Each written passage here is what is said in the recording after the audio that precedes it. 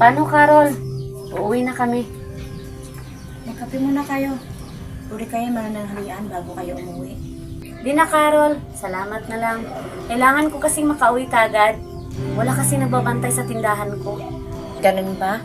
Ikaw, Leon, baka gusto mo muna magkape bago umuwi. Hindi na, Carol.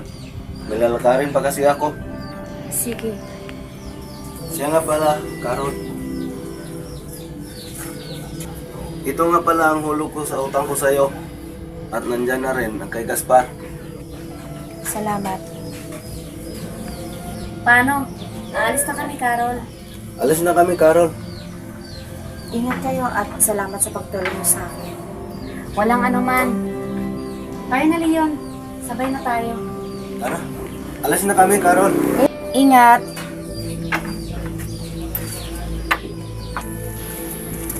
Buti na lang. Mabilis natin natulungan si Carol. Dahil kung hindi, baka hindi na siya nagising kanina. Tama ka, Chare.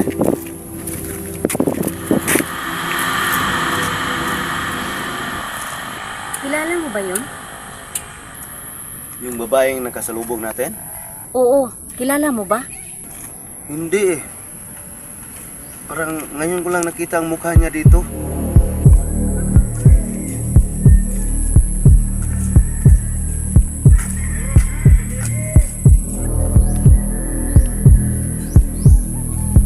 Sandali na yun. Bakit? Ang babae. Tumigil sa harap ng bahay ni Carol. Oo. Ano naman ngayon? Anong i-ano naman ngayon? Hindi nga natin siya kilala. Baka masamang babae siya. Chare, hindi yan masamang babae. Ang sabihin mo, mangungutang yan kay Carol ng pera. Alam mo naman nagpahiram ng pera at baka gusto mo niya yung babaeng yan. Bakit nakatayo lang siya sa harap ng bahay ni Carol? Bakit hindi siya pumasok? Hayaan mo na yon. Wala kang dapat ikabahala.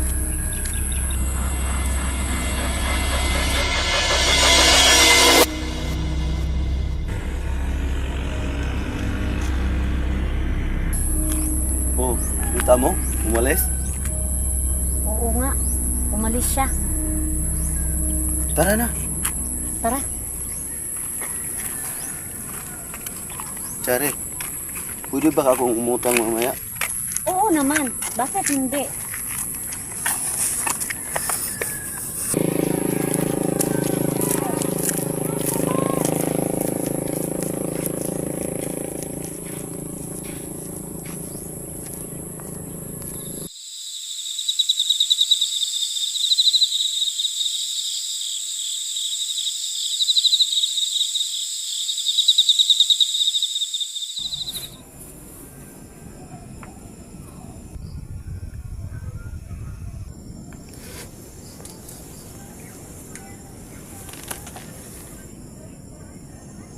Tulog na palang anak ko.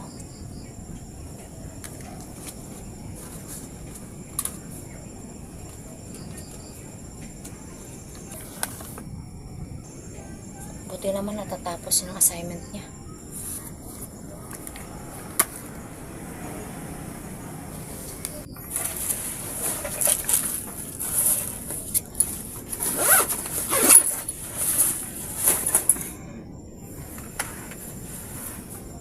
Good night, Nak.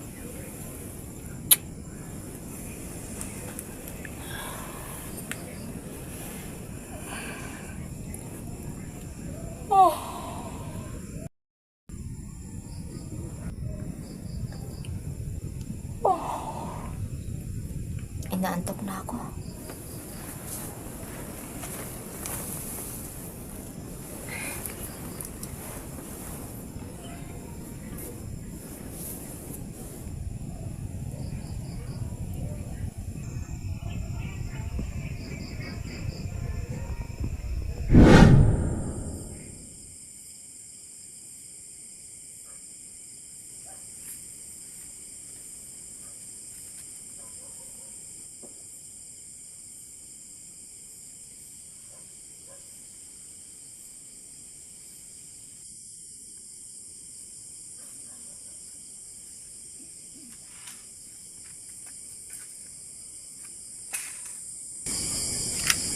Sana hindi nagalit si Gaspar.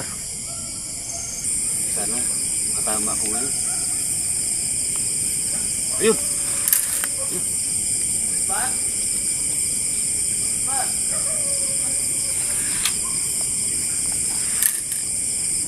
Gaspar? Gaspar! Aliman. Sino na magayato tumatawag sa pangalan ko?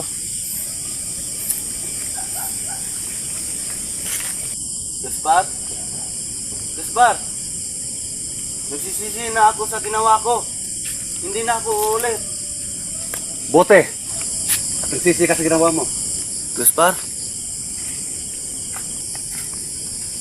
Alam mo, dahil sa ingay mo, nakalipad tuloy ang ibon na inasinta ko. Sorry. Hindi ko kasi alam na mamaril ka. Ano bang kailangan mo? Gaspar, nandito ako dahil gusto ko humingi ng tawad sa ginawa ko sa pagnakaw sa manok ni Manong Lito. Doon ka kay Manolito humingi ng tawad.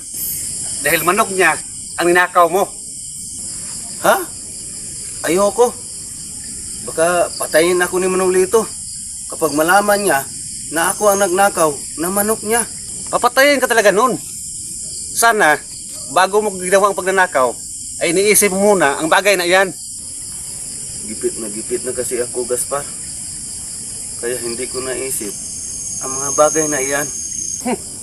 Palaging gipit. Yan kasi, hindi ka naghahanap ng trabaho. Tambay ka ng tambay at hindi mo ginagamit yung laki ng katawan mo. Nakakapagod kasi maghanap ng trabaho. Oo, nakakapagod na. Pero ganyan talaga ang buhay. Kailangan natin maghirap para magkapira at mabuhay. Huwag kang magnakaw. Dapat maging patas tayo sa isa't isa. Di baling mahirap tayo. Basta huwag lang tayo manlalamang. Tama ka, Gaspar. Nagpadala kasi ako sa katamaran ko. Kaya natuto akong magnakaw. Pasensya na talaga, Gaspar. Alam mo, nag-aaksaya ka lang ng laway sa kakahingi mo ng pasensya sa akin. Hindi naman ako ang ninakawan mo. Si Manong Lito. Kaya, kay Manong Lito ka humingi ng tawad. Pero, paano? Aba, malay ko sa'yo. Gaspar, tulungan mo naman ako kay Manong Lito. Ha? Ayoko nga. Baka pati ako mapatay ni Manong Lito. Tulungan mo naman ako kay Manong Lito. Di ba, goods kayo ni Manong Lito? Oo, goods kami. Eh, ano naman ngayon? Tulungan mo ako sa kanya. Sige na, Gaspar. Kung ako sa'yo, hanapin mo ang manok ni Manong Lito at ibalik mo sa kulungan niya. Nabinta ko na yon. Bahala ka. Basta hanapin mo. Gaspar, sandali lang. Saan ka pupunta? Mamaril ako ng ibon. Pero may ulam ako bukas. Sama ako. Bahala ka kung gusto mo.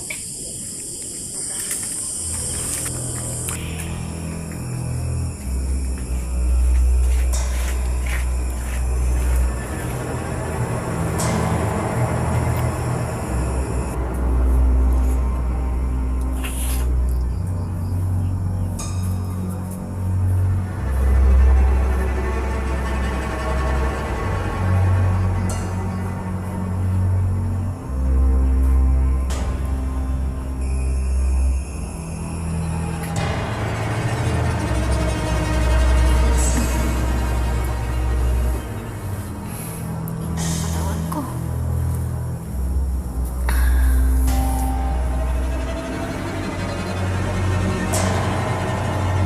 Bukas pa rin itong bintana.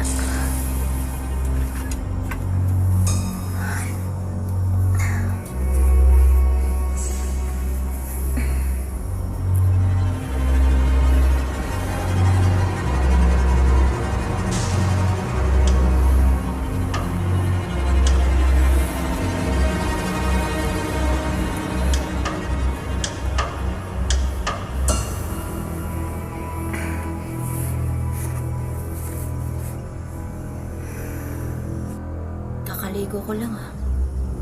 Bakit ang init ng katawan ko? May lagnat ba ako?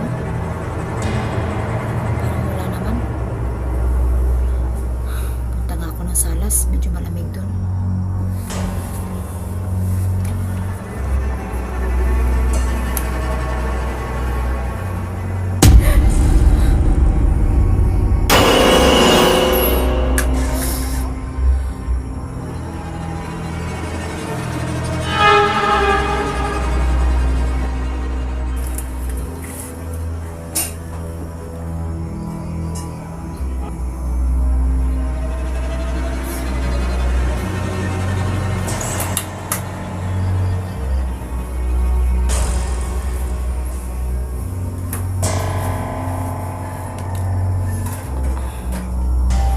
Ano pa nangyayari sa akin?